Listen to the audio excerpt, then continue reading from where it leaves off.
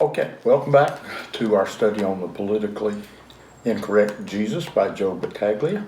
And we received an admonition at the end of last week's lesson. When the PC speak of the day ask us to accept whatever it has pulled from the dung heap, let's just say what it is, and it smells. The aroma that Jesus leaves us with when he presents his truth is sweet. It is filled with peace and grace. The world offers us dung. Jesus offers us the aroma of life. We should choose wisely. We're going to look at the indigestion of entertainment first this week. Joe Battaglia relates that occasionally he just flips through the zillions of channels on his TV set just to see what's available. He does that from time to time to keep himself culturally aware. That's his excuse, he says. It drives his wife nuts when he does that, so he tries to do it when she's in another room or not at home. Sometimes his dog joins him, and that's okay with her, the dog, not his wife. His wife probably wouldn't approve of doing it in front of the dog, but he's curious and he enjoys seeing what's out there that he might be missing. But most of the time, after scanning for a few minutes, it's apparent he's not missing anything. Sometimes he's pleasantly surprised, but more often he's disappointed in what the public is being fed as entertainment. He asks, is it just me, or does it seem like our entertainment was once taken more seriously? Great comedy, engaging drama, real news.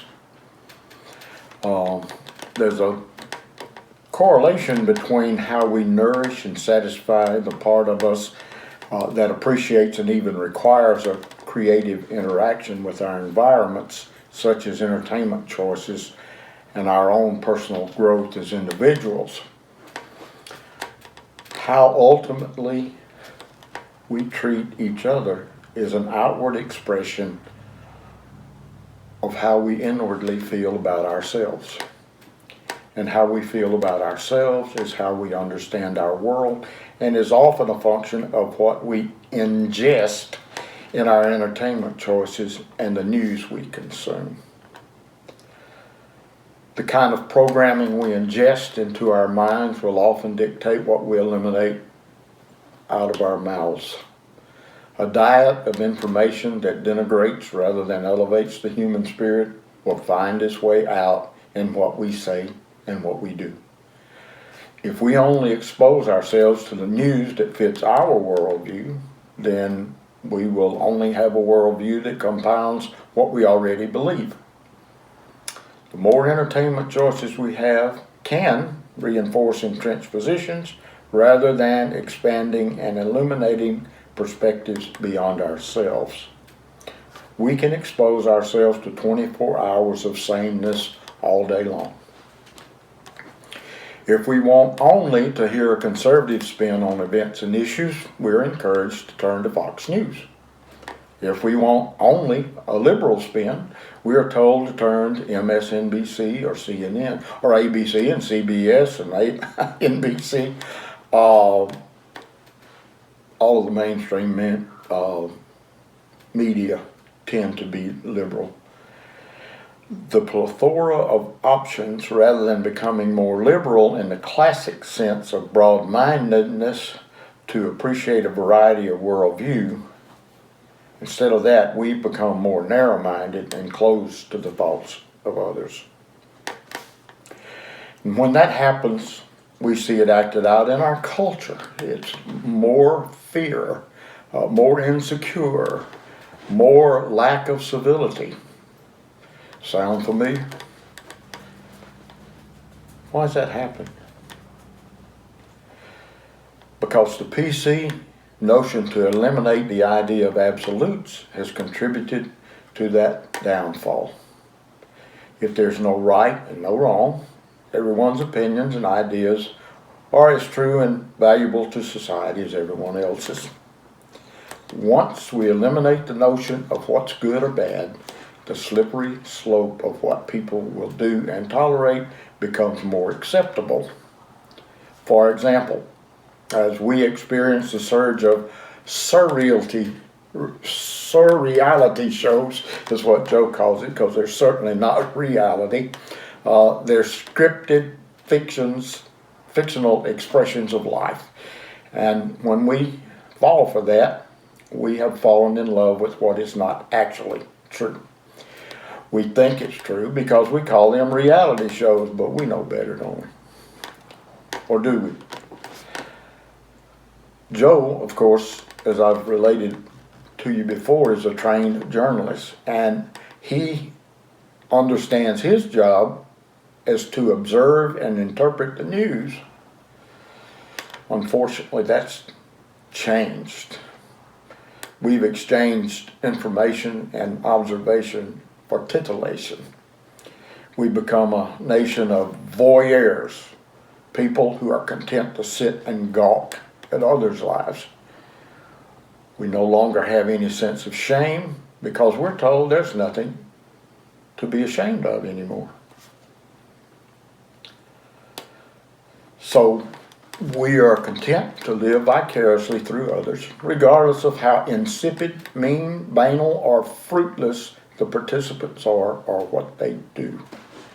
Fame is to be celebrated above all else. We can watch others cheat on their spouses, have children out of wedlock, have meltdowns in their homes, and denigrate others openly and joyously. Then awards are handed out to the people and shows that celebrate all those things. This is the new entertainment. It appeals to the lowest common denominator or prurient interest in man, rather than aspiring to explore our higher, more noble essence with content that reaches for the stars. Now we glorify the villains and vilify the glorious. We create celebrities of those who have no gift, no talent, no redeeming elements to their lives other than to belittle others and themselves in the process. A constant diet of the type of entertainment we consume kicks in the desire to be like those we emulate. If we feed on programs that belittle or breed insecurity, we can embrace those attributes, becoming insecure and belittling ourselves. As we unknowingly internalize the character qualities uplifted, they ultimately come out in our behavior. Our society is now beginning to pay the price. We've ingested all we can, and it's time for the messy elimination process. What is coming out is a smelly form of excrement. We've gorged ourselves on what is destructive and violent and have created a culture of violence. Because we've laughed at the shows that belittle and denigrate, there are more incidents of acting out scenarios of bullying and meanness in the public square than ever before. We've decided it's okay to put on pedestals those who cheat, connive to get ahead, or lie to their spouses and friends. But we watch and wonder why our families are disintegrating, leaving behind the carnage of broken children. Then we ponder anew when those broken children grow up and decide to act out their fear and insecurity with violence. Sometimes with their fists, but all too often with a handy weapon of choice.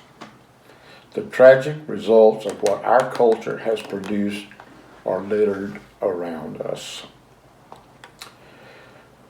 Though we have aimed for the lowest common denominator of entertainment, we moan when we find that played out in our culture as to how people actually treat each other and how our businesses treat their customers. The Apostle Paul knew all too well the indigestion of entertainment. Let's see what he told us. Philippians 4:8.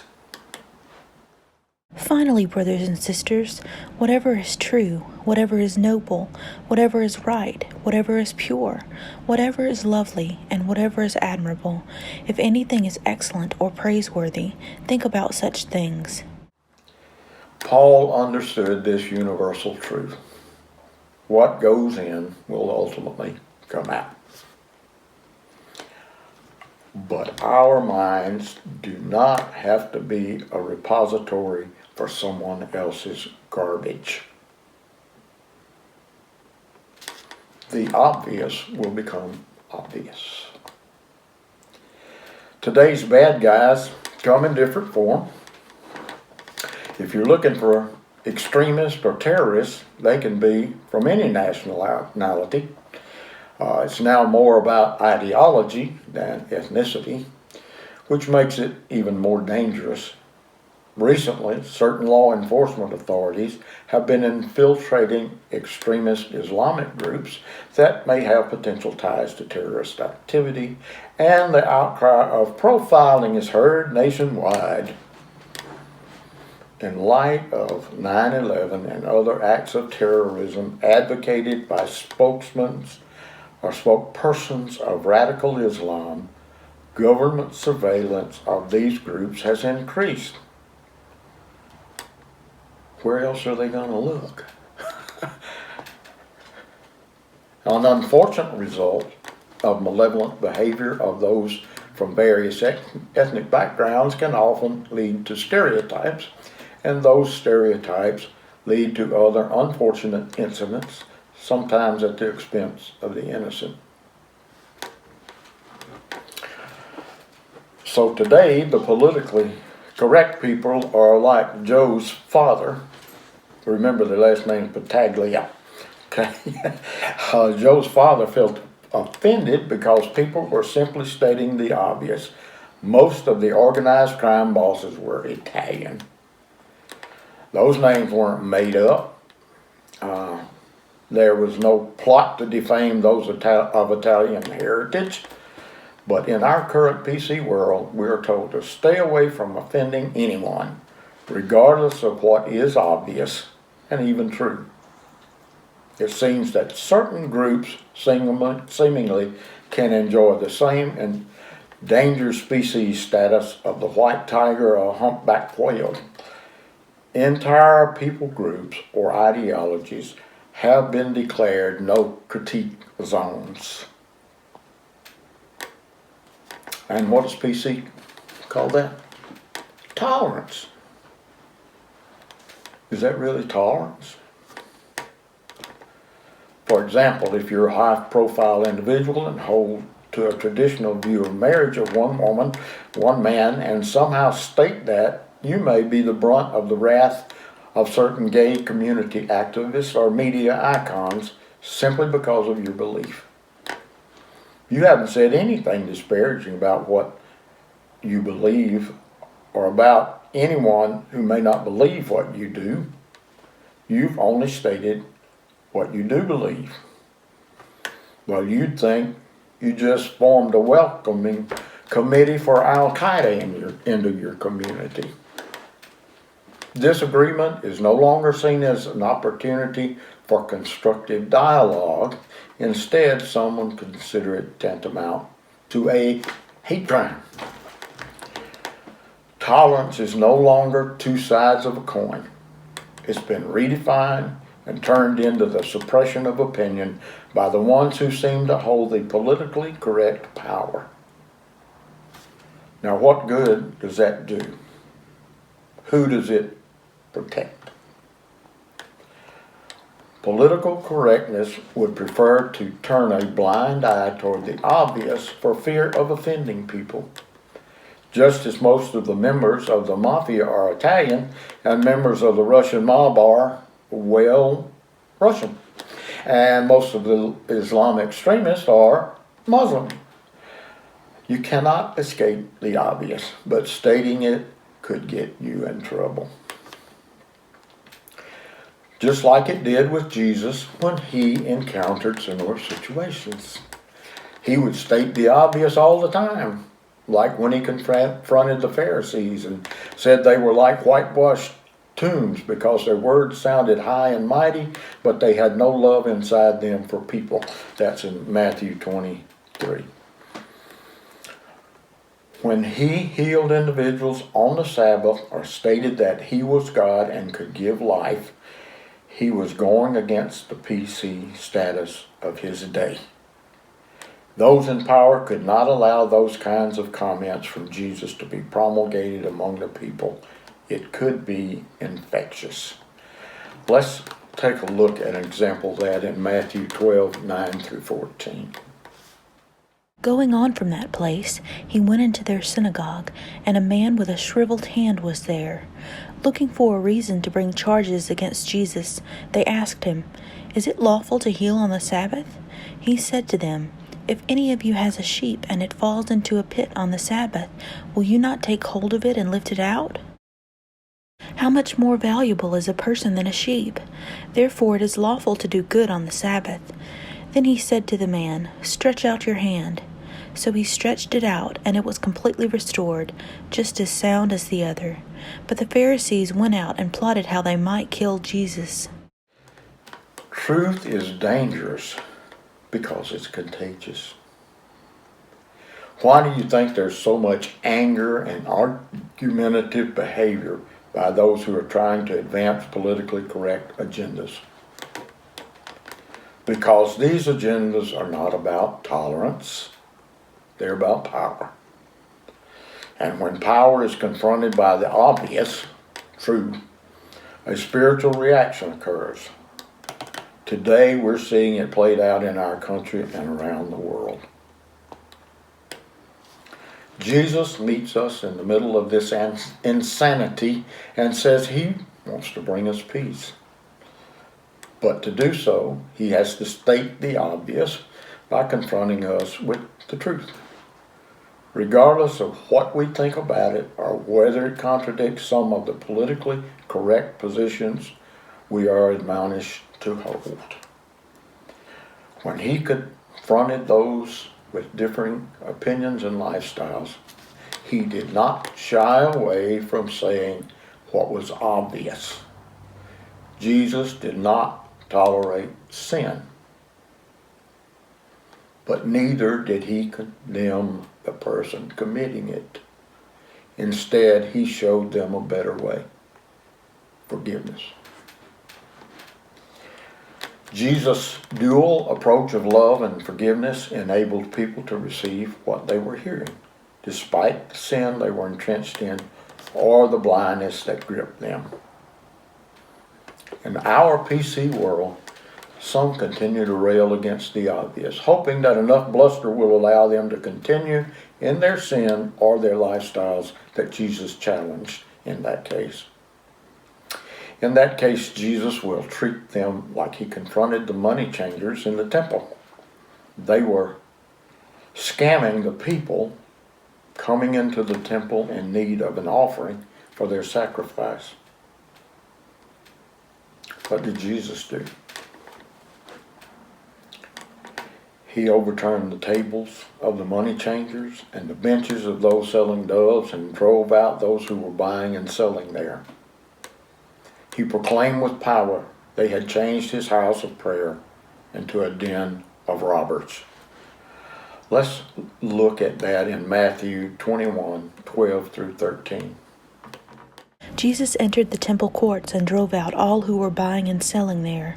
He overturned the tables of the money changers and the benches of those selling doves. "It is written," he said to them, "My house will be called a house of prayer, but you are making it a den of robbers." Jesus wasn't being very tolerant then, and he's not today. But wasn't he also stating the obvious? He still chases out of us all the things we do and say that try to scam God of rightfully what is his. Now, I'm going to challenge this statement to a degree. We cannot scam God, okay? as y'all know, if you sat under my teaching very long, I'm very particular about how things are stated. And this statement, as it is stated, is not realistic. God will try to chase out of us the things we do, but God doesn't tempt us, and God knows what we're going to do before we do it. So we'll take that Joe meant it that way instead of saying we could scam God. No amount of political will or negative press can erase the obvious facts of who Jesus is and what he claimed. He calls his followers to be North Stars for the world, people of peace who exhibit true tolerance that engages all people and draws their hearts toward their Creator. Jesus understood 2,000 years ago that stating the obvious would cost something. He called his followers to similar situations then and today as well. So let's let the obvious be obvious, but let the intent in stating it be rooted in God's grace and peace. Then maybe, just maybe, we'll stop screaming at each other long enough to listen and learn. The upside down kingdom. In Matthew 6, Sermon on the Mount, Jesus teaches his disciples a little prayer, which probably the most well-known prayer in Western civilization. We know it as the Lord's Prayer. It starts off simply enough, Our Father which art in heaven. Then it takes off from there to reveal something deeply profound. Jesus had been talking about not praying with a lot of meaningless words like the religious people of his day like to do. He made it clear that God already knew what we were going to pray about before we even uttered a word. So you might ask, why pray at all? Well, if you carefully look at what Jesus asked us to pray, this simple prayer will give us a glimpse of the heavenly modus operandi for enjoying a quality life here on earth. He meant to have us look outside of ourselves and beyond our circumstances to God's heavenly kingdom as the focal point for understanding earthly existence. The mystery and the opportunity is that we can experience now on earth the same kind of relationship that is experienced in heaven. They are one and the same. Stop and think about it for a minute. In effect, earth becomes a temporal training ground for the eternal. Then why don't we see more of heaven on earth?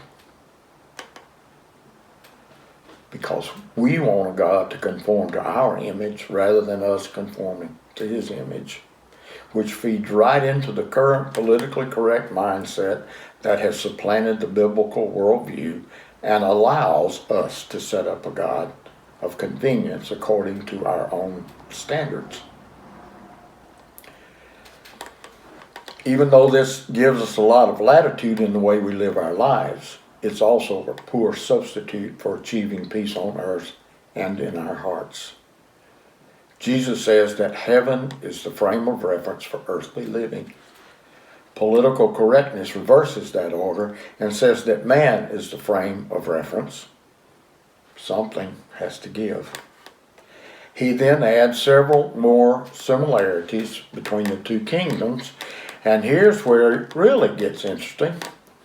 One is forgiveness. The other is to eschew temptations that emanate from the evil one. Forgiveness is central to the theme because it's integral for entering and enjoying God's kingdom, so it's important to begin that lesson on earth. We practice here and now for the real thing later on. We get a glimpse of it on earth, and we see fully in action in heaven because only the forgiven and those who forgive will be there. Matthew 6:14 and 15. For if you forgive other people when they sin against you, your heavenly Father will also forgive you. But if you do not forgive others their sins, your Father will not forgive your sins. When put into practice, it has the power to transform. Forgiveness allows us to be released from ourselves. Self-interest closes the gates to this freedom.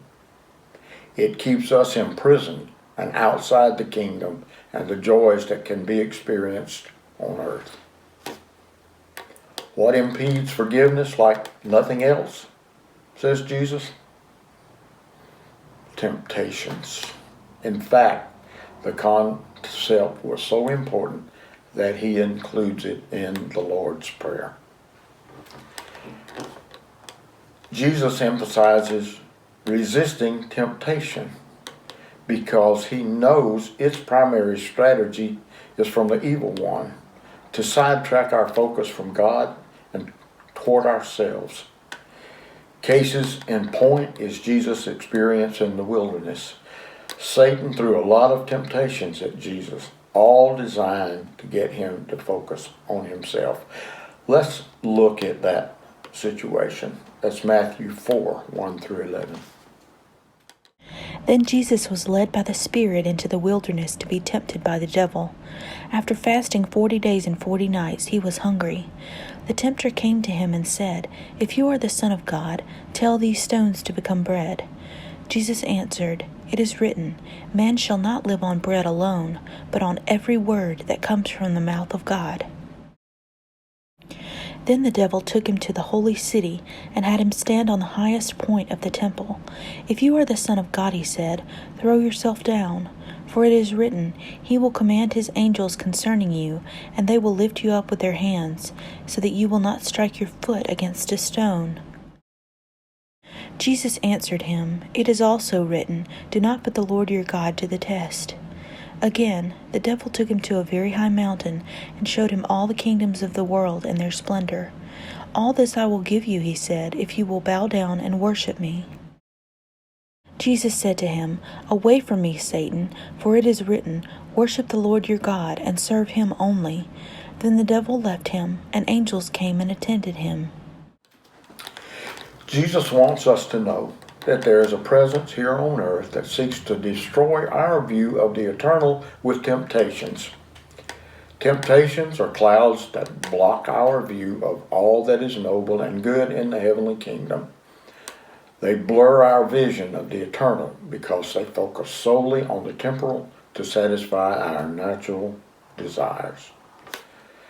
Self-aggrandizement follows this kind of a lifestyle. The more we focus on ourselves, the less we can focus on forgiveness. These two are tied together in the same way so that they reinforce each other. That's why Jesus focuses so strongly on these two elements of how kingdom living can be achieved. There is no resisting of temptation without forgiveness, and no forgiveness without resisting the efforts of the evil one, who uses temptations as the cataracts of heavenly vision. Isn't that a good description? Cataracts of heavenly vision. We're all old enough to understand that analogy. That's why political correctness is so devious in its approach. It's the devil all over again in the wilderness, offering each of us opportunities to establish versions of our own kingdoms. When civilizations strip away the knowledge of a personal God involved in the affairs of man, they eventually implode. The temptation to be our own God begins to erode the opportunities of forgiveness that allow a nation or an individual to heal and be healed. It's the Tower of Babel syndrome for the 21st century, building a bigger platform to get closer to God's we create ourselves. We can always tell if a nation is following Jesus because at the center of their national persona is forgiveness and eschewing the temptation of self-interest. Conversely, nations that do not understand the power of forgiveness will always foster hate and mistrust, or so focus on man as the center of the universe that it will give in to every temptation possible and begin to lose its compass for doing good. We only need to look at countries that rule with hate and the unforgiveness to see the end result of that way of life. Political correctness would leave Jesus out of the marketplace as being too controversial. In doing so, we also leave out the very thing that would contribute to a civilized society when Jesus is at the core of the discussion. Where Jesus is, there's always a reminder that our earthly lives ought to be an expression of the heavenly kingdom, exemplified by thankfulness for what we have been given, forgiveness for others and ourselves, and political will stay away from the temptations that seek to destroy us. Jesus came to show us what the heavenly kingdom could be like. He meets us along the road that we walk through life and sets the stage for PC confrontation on earth, because the two worlds, his kingdom and ours, are mutually exclusive. Jesus asks us to turn our worlds upside down so we can be right side up with God and with each other. We need to ask ourselves whether we are a microcosm of life in heaven right here on earth. If so, then thankfulness, forgiveness, and avoiding temptations that lead to destruction will be our prayer and the hallmark of our life here on earth as it is in heaven. Amen. Look forward to seeing you for the next lesson. We're going to talk about guilt by association.